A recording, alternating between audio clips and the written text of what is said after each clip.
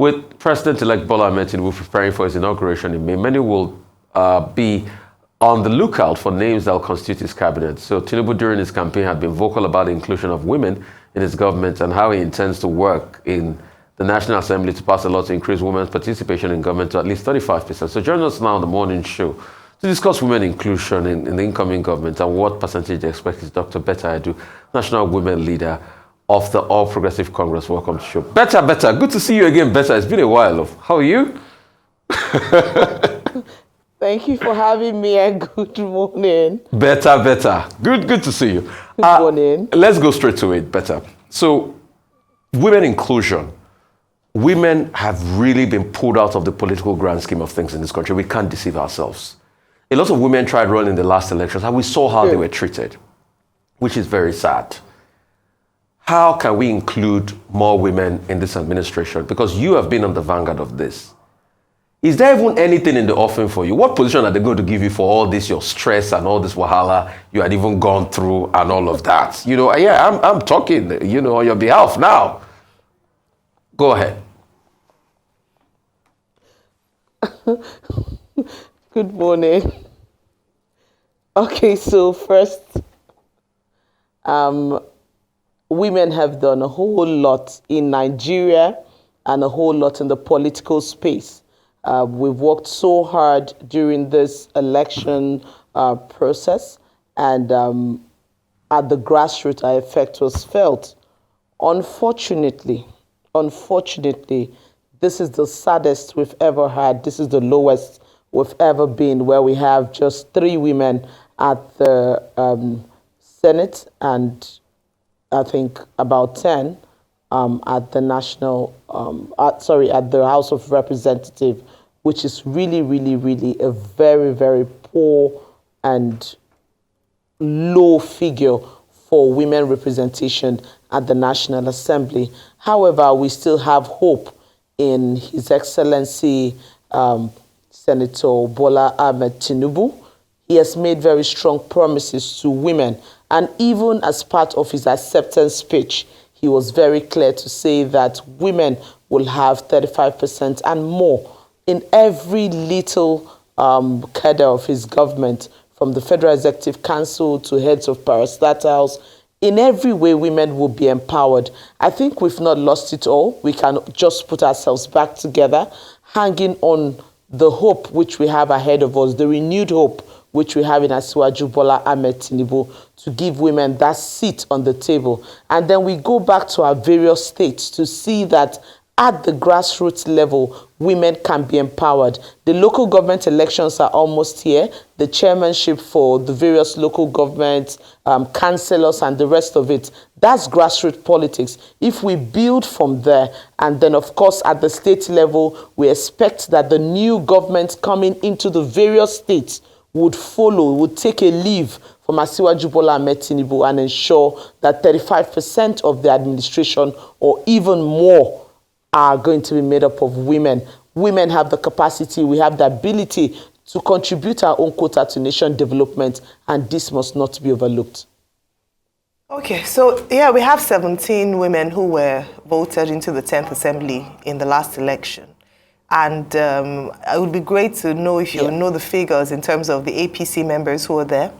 And if you feel a bit disappointed that during your tenure as women leader in the APC, we saw quite a significant decline in the involvement of women at that level of politics. Because what has usually been argued is that when it comes to votes, mobilization, market women, you find women at the forefront of campaigns. When it comes to leadership positions, when it comes to elections, then they are relegated to the background. So I hear you in terms of appointments and what the president-elect hopes or has promised to do with regards to involving more women in politics. But I'd like to, also share with you what are the lessons learned from the last elections, and what would you do to ensure that we're not just backbenchers. I say we because I'm a fellow woman. Not just backbenchers, but leading at the very forefront. I mean, obviously, we don't even have a woman now vying for the principal offices because in terms of the numbers, we don't have a significant showing. So we can't even hope for a female Senate president in the 10th Assembly, a female House of Reps speaker, or one of the principal officers in the House. So what can we do to redeem this in the immediate, not just for the future? So I'll speak from the angle of my party, APC, right? APC was able to give free forms to women. So we had more women come out to purchase forms to run on the platform of APC. After the primaries, APC was able to bring on board 95 women to contest for different positions across the country. We had 95 women running on our platform as APC. This is a far cry, a far departure from what it used to be when we used to have 20, 30 at most, 31. I think that was the highest we had so far before this time, right? For the first time, we had up to 95 women running on the platform of APC. I think one state alone, Anambra, had over 12 women. We had Ekiti. Ekiti had 5. We had just different states like that. They had women running on their platform. Unfortunately, at the point of the general elections that held in February and March, these numbers did not translate into having the actual seats. So we got all the way to the point of bringing them on board the party's platform to run. Unfortunately, some won and some didn't make it for many reasons, which of course we could tell that some of those candidates were going to have problems. We saw that in the Senate, we have only one female senator from APC, and that's the one representing Lagos, one of the senatorial districts in Lagos State, the former deputy governor of Lagos State. She's the only female senator from APC. The other two female senators, one is from PDP and the other one is from Labour Party. And then, of course, in the House of Representatives, we have about 9 of them that are from APC on that platform, which for us, we thought we would have far more than that, understanding the fact that we had at least 95 women go on the ballot from our party. Unfortunately, it turned out the way it was. You saw that this year's election was actually a departure from the normal trend which we used to have. There were a lot of new factors that came into play, a lot of things that were rising from different angles, and it was really, really very tough on the women. I think the angle or what we should learn from this is to prepare for the unexpected. And when women are running, they should not put out the sympathy card, they shouldn't put out the emotional cards, but go to the field and battle it out like the men do. That way you can be able to clinch the seats finally, even though you've been given the candidacy, you can be able to get the final mandate. So these are more, of course, in terms of financial empowerment, it's another call for the empowerment of women across Nigeria, from the grassroots all the way to the top. We need to financially empower women. If they are not financially empowered, elections are not run for free. Elections are not run on the basis of sentiments. You have to spend. You have to spend money to print posters, to do handbills, to reach out to people, to consult, to campaign. It's a very rigorous process. And so women must be able to understand this process, get involved in it from the grassroots, and be able to put their whole weight out there to see that they win the elections which they run for. We congratulate those who have won, and we want to plead that we continue to push forward and don't get deterred. We strongly believe that we can build again from the grassroots. If we have more women as councillors, more women as chairmen of local governments, more women in the state, it empowers more women to come even all the way to the national. I think it's not all done, but we can still pick up from where we are, and we'll continue to make the difference as much as we can. Okay, I get your point about appointments, but appointments are the pleasure of the appointer who has the powers.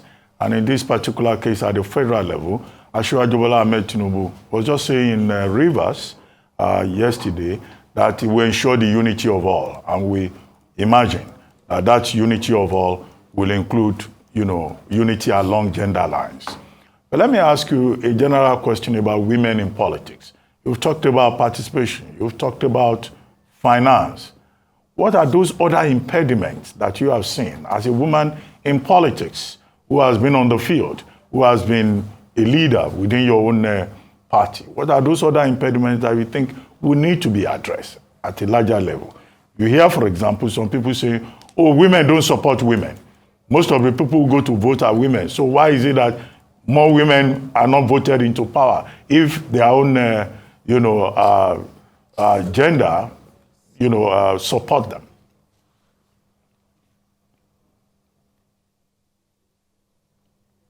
So I think we, as women, we need to understand what those barriers and laybacks are. That way it will help us to be able to overcome them, right? Some of the barriers include the cultural barriers that we face. So there are parts of Nigeria, I won't want to mention names. I was sitting with the governor and discussing female participation and the fact that he should be supportive of more women getting the senatorial ticket, the House of Representatives ticket. And the governor told me they will win the general elections because in this area we're very conservative. Women should not lead. Women should not be above men. Women cannot lead men.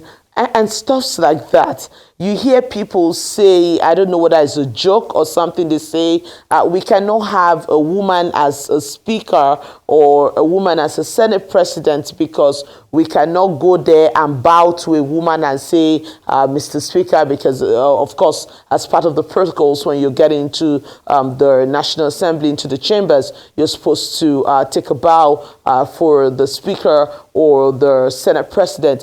We can't do that to a woman. It's against our religion, it's against our culture. And I feel really, really very, very bad about it.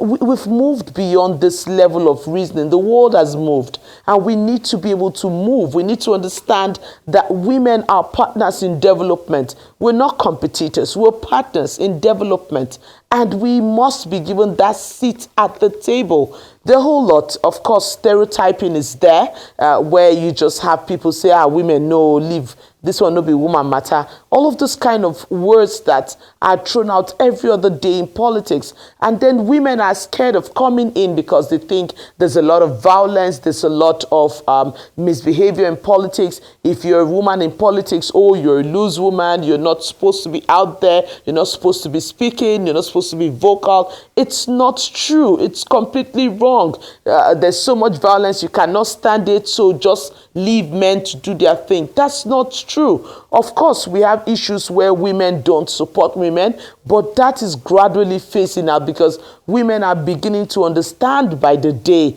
that they need to be supportive of other women for even them to get their own dream, to get their voices heard, to get a seat at the table. They need to be supportive of other women who can speak up for them. Not everyone will have the opportunity to speak all the time, but whomsoever has the opportunity today would open more doors for more women to come into that space. So women are beginning to understand this, and it's a gradual revolution that is coming up. We are only hopeful. We're only hopeful that we can build on it and get more women to support themselves. So like I've said, cultural barriers, religious barriers, stereotyping, even women losing confidence in themselves, saying, no, it's not a woman's thing, it's a man's thing. Men do politics. Women, we cannot be part of it. How can you go for meetings in the night? How can you go for this? How can you go for that? Those are drawbacks that keep us behind at the back burner. And at the end of the day, when nothing's tangible comes to us, we begin to believe, oh, they're against us. No, it's because we're not out there.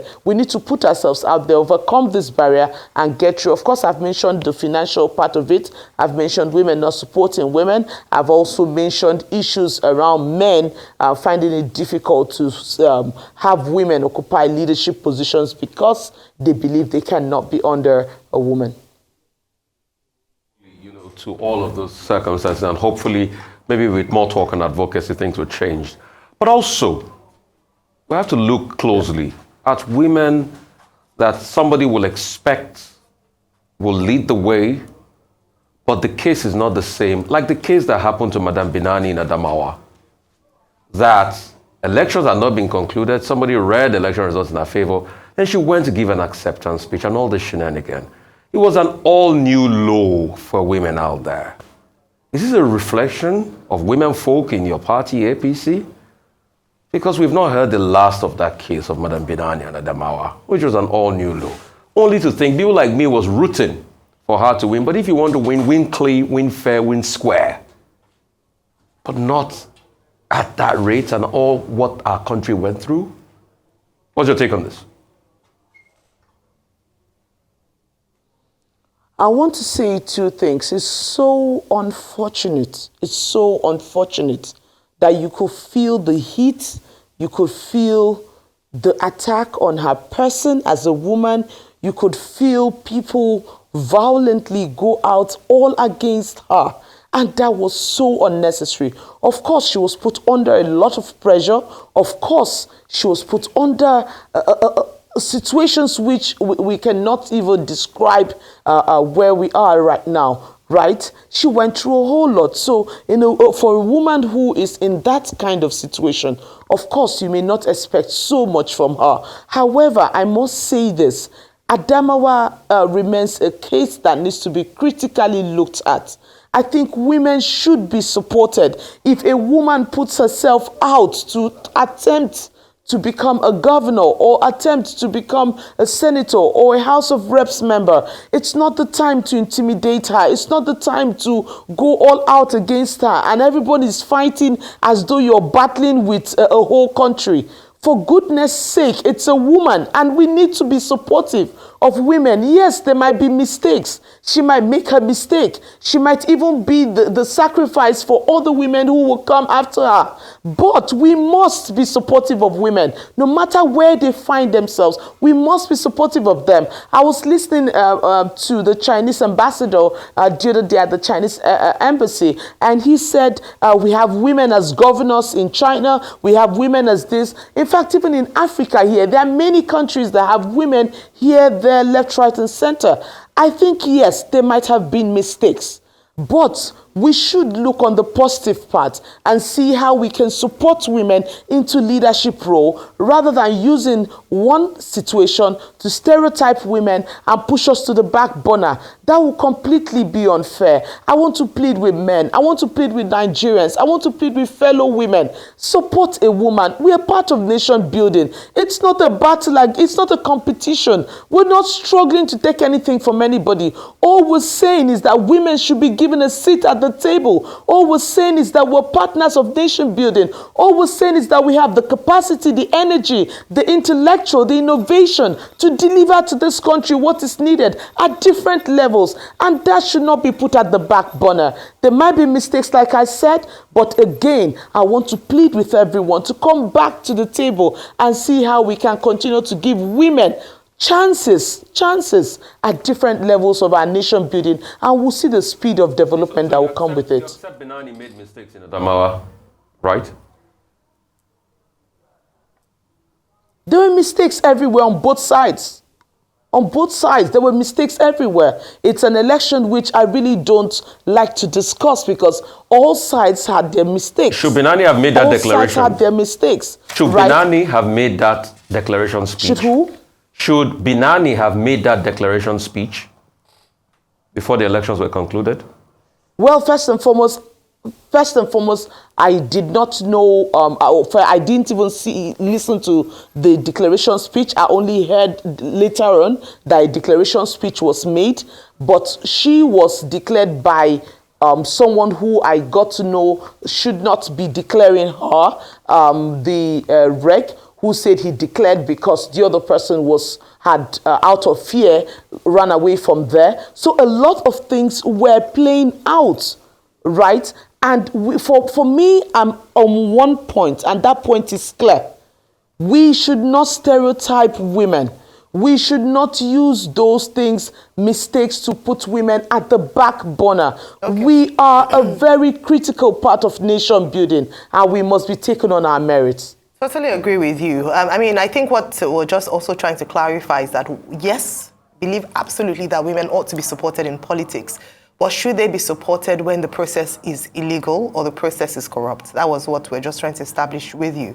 because you were saying that we should support her, back her up. But let me move away from Adamawa and come to Lagos State. The face of the elections, as some people have said, was Jennifer Efidi, who was stabbed in the eye in Lagos. And I bring this up because you talk about some of the barriers to women participating in elections, one of which is this violent outlook to elections, where elections become a war or a do-or-die affair. Did you reach out to any of these women in your capacity as women? I mean, irrespective of the fact that whether she was supporting your party or not, but in championing the cause of women and encouraging women to participate and not be discouraged from being a part of the process. Did you reach out to any of these women who were violently attacked during the last election? And I'd like to just get your view on the general sense of the election which your party emerged as winner. Do you think it was free, fair, and credible? So I'll start from the general sense upon which my party emerged as winner. The election that, of course, saw to the emergence of Senator Asiwaju Bola Ahmed Tinubu was free and fair, and in fact, for the first time, a departure from the normal in Nigeria. I'll want to ask these questions and be very critical about it. Would you think or believe that Asiwaju Bola Ahmed Tinubu, APC as a party, would lose in Lagos if the elections were not free and fair? Would you think that a sitting president, President Muhammadu Buhari, would lose in Katsina if the elections were not free and fair, if he had interference with the elections, if he had the ability to do whatever he wanted to do? Are you telling me that a sitting president will watch himself and his party lose in his own state? Why do we look at the places where a party won to say, okay, this one is unfair? Then the one where the opposition wins, we say, okay, this is fair, this is right, this is not right. These elections were won true and true by Asiwaju Bola Ahmed Tinubu. And indeed, it was the hand of God. There were calculations, there were strategies on the table. Every side had made their own strategy and their own calculation. Even the calculation and strategies on the table did not even go the way it was seen and anticipated. States that we thought we will win without even batting an eyelid, we didn't win them. States we didn't believe that we could win, we won them. States that you would tell, okay, this will be the margin was very little. And states that you expect very slim margins, you had very wide margins. So all of the whole normal for elections in Nigeria completely changed. But you could clearly see that this was what God has designed. Asiwaju Bola Ahmed Tinubu and his running mate, Senator Kashim Shettima, they ran on their records of great performance in Lagos and, of course, in Borno State. And of course, the work that APC had done, even the positives part of President Muhammadu Buhari, which he has been able to achieve, especially in terms of capital projects, the Niger Bridge and the rest of it. All of those things helped our party, even amidst all that was going on, to win. And remember, you would not, and nobody can deny the fact that Asiwaju Bola Ahmed Tinubu campaigned seriously for 6 months. He went through almost every single state, not once, sometimes twice, 3 times, consulting, meeting persons. Through the night, he's campaigning, he's consulting. In the daytime, he's out there campaigning, consulting. No other party did that. This is Nigeria election, and we must be very sincere when we come to our judgment. Of course, you don't expect anything less. We don't expect to lose. On Mrs. Efidi, please, because we're almost out of time. On Mrs. Jennifer Efidi of Lagos State. Oh, I don't know who Jennifer Efidi is. I'm just hearing that from you for the first time. But for women who had issues of violence, the ones which were reported to me, I got a report from Jos. I got some reports too from Rivers State and some other states, and I reached out to them as best as I could. Even the case in Jos, we had to write a special application to the party to support her in getting some medical care. And for me, I would never stand by electoral violence. And I think this is part of the barriers which hold women back from participating fully in election. And I want to ask and continue to plead that Nigerians must say no to electoral violence and protect women at all times. Well, thank you very much, Dr. Betta, National Women Leader of the All Progressives Congress, APC.